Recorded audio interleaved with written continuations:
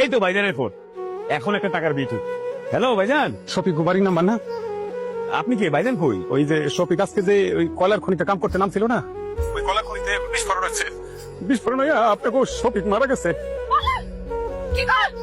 সে তো আর নাই, কিছুক্ষণ আগে শফিকের লাশ উদ্ধার হয়েছে, তো ওইখান থেকে আমি মোবাইলটা নিয়ে আপনাকে কল দিয়ে জানাইলাম।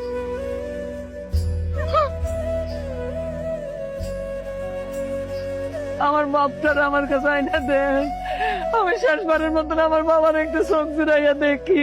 ভাইজানের লাশ আনতে এখন মেলা টাকা লাগবে। আমি কই কি মা, লাশ জেনে আছে সে নিয়ে দাফন করুক। আমিও ছোট ভাইজানের সাথে একমত।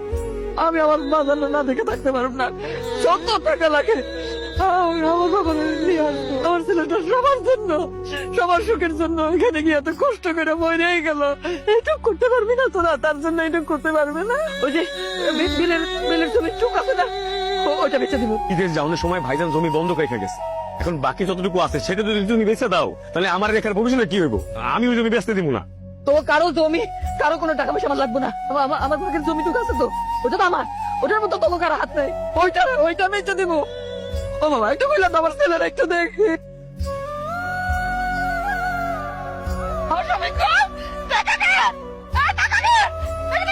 মা, তোমার কিছুই হয় নাই। আমি আসলে দেখতে চাইছিলাম যাদের জন্য দূর প্রবাসে বৈশা দিন রাত খাইটা টাকা উপার্জন করি, দেশে টাকা পাঠাই, আমার মৃত্যুর পর তারা আমার জন্য আসলে কি করে। আমার লাশটা তোমার কাছে বোঝ হয়ে যাইব, এটা আমি স্বপ্ন কোনোদিন কল্পনা করি নাই। আমরা প্রবাসীরা না অনেক বোকা।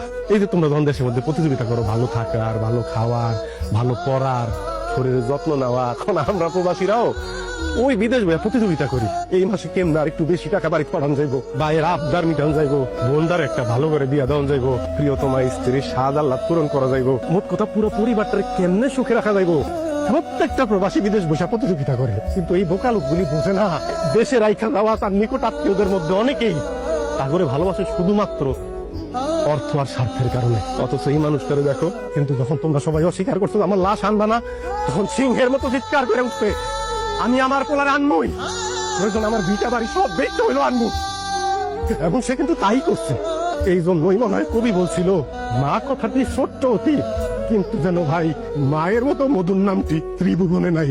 মা যখন আমার পেটে ধরছে, সেই থেকে আমার মৃত্যুর খবর পাওয়া পর্যন্ত তার কিন্তু আমার প্রতি আদর, ভালোবাসা, মমতা বিন্দু পরিমাণ কমে নাই। কারণ কি জানো? কারণ এই ভালোবাসা, এই মমতার মধ্যে স্বার্থ আর অর্থের যে কোনো ব্যাপার ছিল না।